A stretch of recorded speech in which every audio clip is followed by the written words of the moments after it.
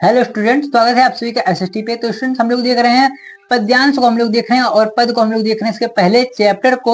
और हम लोगों ने इसके लास्ट वाली वीडियो में इसके 7वें पद्यांश को हम लोगों ने देखा समझा था। आज हम लोग इसकी देखने वाले हैं 8वें पद्यांश को, जो कि काफी इंपॉर्टेंट है। आइए इसको हम लोग समझ लेते हैं, देख लेते हैं। और अगर आपके पास बुक नहीं तो आपको यहाँ पर साइड में दिख रहा होगा, आप लोग यहाँ पर बिल्कुल फ्री में पढ़ाई कर सकते हैं एसएसटी के थ्रू। और नीचे दिए गए नंबर्स के थ्रू आप लोग वहाँ पर इसका जो पीडीएफ है वो भी प्राप्त कर सकते हैं। आप लोग जल्दी से जाकर वहां पर जल्दी से विजिट कीजिए और अपना नाम और अपना क्लास जरूर एंटर कीजिए। तो आइए चलते हैं जो आज की हमारी क्लास है इसको हम लोग शुरू करते हैं। तो क्या लिखा है यहाँ पर, ऊधो मन भय न 10-20।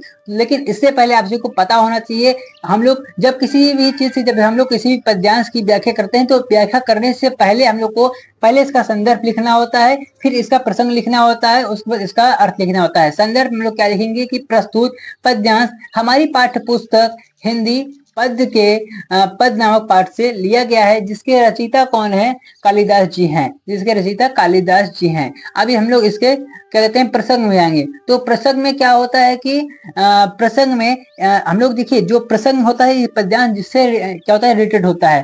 इसके हम लोगों ने 7वें में हम लोगों ने क्या देखा था, वहां पर श्री कृष्ण जी ऊधो से अपने बाल्यकाल की वर्णन कर रहे थे, उनको याद आ रहा था, अपने बचपन के दिन याद आ रहा था, तो वो अपनी बातें शेयर कर रहे थे ऊधो से। तो अब इसमें क्या हो रहा है कि अब कृष्ण जी ने ऊधो को भेजा हुआ है, कहां पर? ऊधो को भेजा हुआ है गोपियों के पास, और फिर गोपियां ऊधो से क्या कहती हैं इस बारे में यहाँ पर व्याख्या किया गया है। तो आइए चलिए अब हम लोग यहाँ पर इसकी व्याख्या को समझ लेते हैं। क्या कहते हैं कि ऊधो मन भय न 10-20, एक ही था जो श्याम संग गयो तो अवधो ईस। तो ऊधो मन 10-20 नहीं होते हैं, एक ही था, एक ही मन था जो कि श्याम संग अब वो चला गया, अब हम किसकी आराधना करें? अब यानी अब हम किसी दूसरे की आराधना नहीं करेंगे। इंद्रिय शिथिल भाई, हमारी इंद्रियां शिथिल हो गई हैं। केशव बिन, भगवान कृष्ण के बिन हमारी इंद्रियां शिथिल हो गई हैं। ज्यों देह बिन सिर, जिस प्रकार से शरीर बिना सिर होता है, जिस प्रकार से शरीर बिना सिर होता है, उसी प्रकार से हमारी इंद्रियां भी शिथिल हो गई हैं। आशा लगी रहती तन श्वासा जीव कोट बरी से। और इसी प्रकार से अगर आशा लगी रही हमारे मन में, तो हम लोग करोड़ों वर्ष तक जीवित रह सकते हैं। यानी हम लोग आशा में ही जीवित हैं। हमारे क्या कहते हैं, इंद्रियां जो हैं अब वो एकदम शिथिल हो चुकी हैं पूरी तरीके से।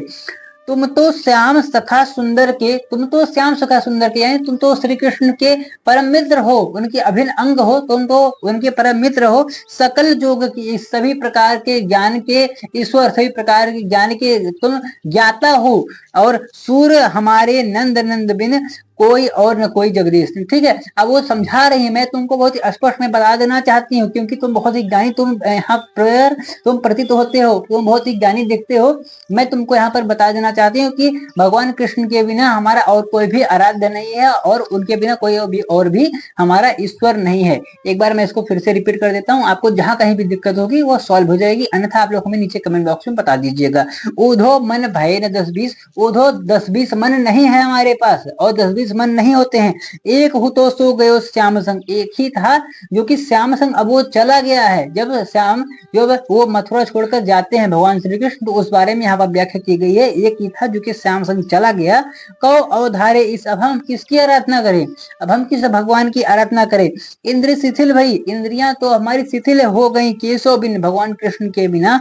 ज्यों हेतु बिन शीश, जिस प्रकार से क्या कहते हैं शरीर बिना सिर होता है। आशा लगी रहत त श्वास, हमें यह लगातार यह आशा अगर ऐसी लगी रही तो जीव ही कोटि बरिस, तो हम लोग करोड़ों वर्ष तक ही ऐसे हम लोग जीवित ही रहेंगे। तुम तो सखा श्याम सुंदर के, तुम तो कहते हैं भगवान श्री कृष्ण के मित्र हो। सकल जोग के, इस सभी प्रकार के ज्ञान की ज्ञाता हो। सूरदास हमारे नंद बिंद और कोई नहीं जगदीश, सूरदास हमारे कहते हैं कृष्ण के बिना और कोई भी हमारा कोई आराध्य नहीं है। आपको इतना समझ में आ गया होगा। हम लोग चलते हैं इसके पद्यांश नंबर 9 को समझने वाले हैं।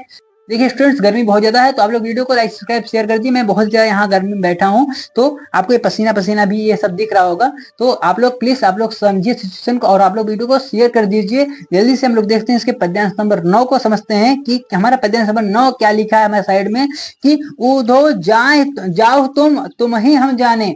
अब वो देखिए, अब क्या है इसमें पद्यांश थोड़ा सा यहाँ पर आपको चेंज करना होगा, कि अब ये जो गोपियां हैं उसे ऊधो से क्या करें कि तुम ऊधो यहाँ से तुम चले जाओ। ठीक है, अब यह जो गोपियां हैं वह क्या कहती हैं, वो क्रोधित हो रही हैं कि जब ऊधो कहते हैं कि ऊधो उनको समझाते हैं कि आपको किसी और की आराधना करनी चाहिए, आप लोग को किसी और भगवान की आराधना करनी चाहिए। उस पे गोपियां क्या करती हैं इसकी हम लोग व्याख्या करके हैं। चलिए देखते हैं कि ऊधो जाओ तुम ही हम जाने, ऊधो तुम चले जाओ और तुम्हें हम लोग जान चुके। श्याम तुम ही हयान पठियो, श्याम ने तुमको यहाँ पर पठिया नहीं, तुमको यहाँ पर भेजा नहीं है। तुम हो बीच भुलाने, तुम बीच में रास्ते को तुम भटक गए, तुम बीच में तुम रास्ते को जा रहे थे, तुम रास्ते को भूल गए, तुमको श्याम ने यहाँ पर भेजा नहीं। क्योंकि भगवान श्याम यानी भगवान कृष्ण ऐसा तो नहीं बोल सकते कि हम लोग किसी और भगवान की आराधना करने लगे, और ये चीज हमसे होगा भी नहीं।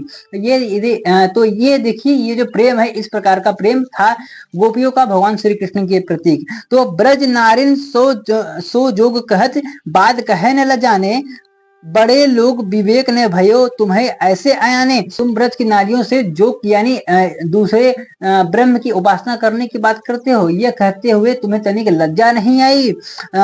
तुम बड़े जरूर हो, ज्ञानी भी हो, लेकिन तुम्हारे अंदर विवेक जरा भी नहीं है। तुम ऐसे बोलते हो हम लोग को, हम सही ले जिह गुण ले सयाने, अबला कहाँ दिसंबर मस्ट करो पहचाने। तुमने हमसे ये बात कह लिया और हमने इस बात को सह लिया, यही बहुत बड़ी बात है, लेकिन और कोई गोपियां इस बात को सहेंगे नहीं, मार मार के बानर बना देंगी। ठीक है, और तुम ऐसी बात करते हो, तुम चुप ही रहो। कहाँ वो अबला नारियां और कहाँ हम अबला नारियां और कहाँ वो दिगंबर की स्त्रियां। देखिए दिगंबर क्या होते हैं, यह दो प्रकार के होते हैं, दिगंबर और सितंबर होते हैं। यह इसके बारे में आपको पूरी जानकारी सारनाथ में, उत्तर प्रदेश के सारनाथ यानी वाराणसी में मिल जाएगी, आप लोग इसे गूगल भी कर सकते हैं। यह क्या होते हैं, यह इस प्रकार से लोग कहते हैं भगवान की उपासना करते हैं। एक इसमें दिगंबर होते हैं और दूसरा पे सितंबर होते हैं। ठीक है, यह दो प्रकार के होते हैं, यह कोई महीने का नाम नहीं है, यह क्या होते हैं योगनी लोग होते हैं। तो यहाँ पर क्या आपसे कहा जा रहा है कि जब गोपियां यह क्या कर रही हैं कि तुमने हमसे यह बात कह लिया और हमने इस बात को सह लिया, और किसी से यह बात मत कहना। ठीक है, और कोई गोपियां इस बात को सहेंगे नहीं, बिल्कुल वो नहीं सहेंगी। कहाँ हम अबला नारियां और कहाँ वह दिगंबर लोग, मस्ट करो, तुम चुप ही रहो, तुम सोच समझ के बोलो तुम क्या कर रहे हो। दिगंबर मतलब क्या होता है कि वह बिना वस्त्रों के भगवान की उपासना करते हैं। साच कहो तुम अपनी सो बूझत बात न जाने, तुम अपनी कसम दे के तुम यह सच हमको बताओ, अपनी कसम दे के तुम यह सच बताओ। सूर्य श्याम जब तुमको यहाँ पर भेज रहे थे, तब नैको मुस्कुराने, तब वो क्या तनी भी मुस्कुराए नहीं थे। क्योंकि जिस प्रकार से तुम यहाँ पर उपासना, जिस प्रकार से तुम यहाँ पर मजाक कर रहे हो, तो भगवान कृष्ण ने तुमको यहाँ पर सिर्फ मजाक करने के लिए भेजा है। एक बार मैं इसको रिपीट कर देता हूँ, यहाँ पर एक खत्म हो गया। तो जहां भी आप सभी का कुछ कॉन्सेप्ट क्लियर नहीं हुआ रहेगा, आप लोग प्लीज अपना ध्यान दीजिए, क्योंकि रूम में मेरे रूम में बहुत ज्यादा गर्मी है। मैं इसको फटाफट में इसको क्लियर करूंगा। ऊधो जाओ तुमको हम जान गए, ऊधो तुम चले जाओ, अब तुमको हम लोग जान गए। श्याम तुम ही यहाँ को न पठियो, श्याम ने तुमको यहाँ पर भेजा नहीं है। तुम हो बीच भुलाने, तुम यहाँ पर तुम रास्ते में रास्ता अपना भूल गए हो।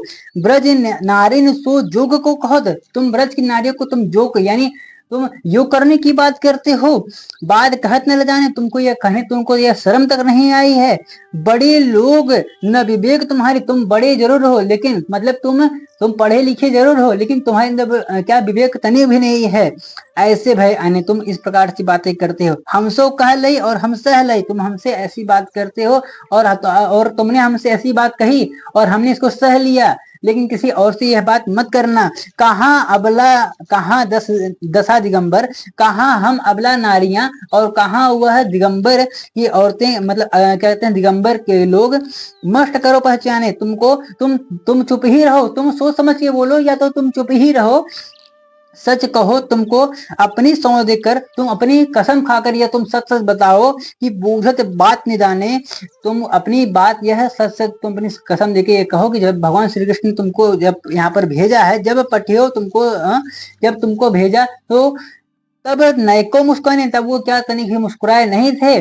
तो इस प्रकार से था कुछ, इसका व्याख्या आप सभी को समझ में आया होगा। मैं 1 मिनट लेके मैं आप सभी को दिखाना चाहता हूँ। देखिए ये सब ना ये पानी से ये सब भीगा हुआ नहीं है, ठीक है। तो आप लोग प्लीज एक बार अपना पूरा मेहनत पूरा अपना फोकस कीजिए, क्योंकि मैं अपना क्या कहते हैं मैं अपना 100% दे रहा हूँ, तो अपना भी आप लोग दीजिए। आप लोग वीडियो को लाइक सब्सक्राइब शेयर कीजिए और अपना आप लोग पूरा ध्यान लगाइए, तो ठीक है। तो कुछ इस प्रकार से आप सभी को इसका जो BTS है, मैंने इसका जो BTS में एक बार मैं आपको दिखा दूंगा किसी न किसी वीडियो में, ताकि आप लोग को पता चले इस रूम में कोई भी फैन नहीं है, सिर्फ ये सब नॉर्मल ये रूम है जहाँ पे सारी चीजें रिकॉर्ड होती हैं। तो स्टूडेंट्स, तो बस आज के लिए इतना ही। आप लोग मिलेंगे हम किसी और वीडियो में किसी और भी टॉपिक के साथ। तब तक के लिए जय हिंद, जय भारत, नमस्कार।